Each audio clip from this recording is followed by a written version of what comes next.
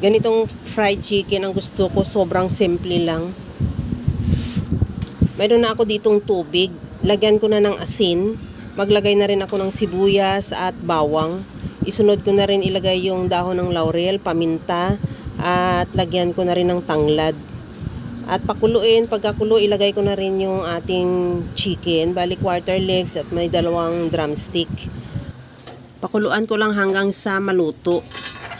Pagka ganito na maluto na siya, tanggalin ko muna yan at palamigin at patuluin hanggang sa matuyo.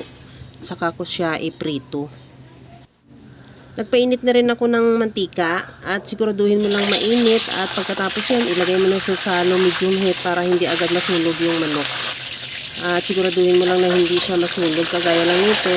Bantayan mo rin at from time to time, balibaliktarin mo hanggang sa mag-crispy. At pagkatapos ng kaganito na crispy na rin siya, tanggalin ko din yan sa kawali at ilagay sa strainer para makatulo din yung excess na mantika. At habang pinapalamig ko yan, magluto na rin ako ng french fries or patatas na ipiprito ko lang, hiniwa ko lang ng ganyan na parang stick.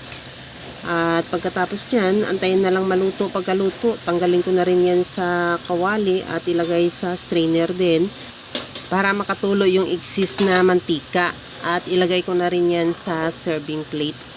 At okay na yan, ready to serve na yung ating napakasarap na fried chicken with french fries.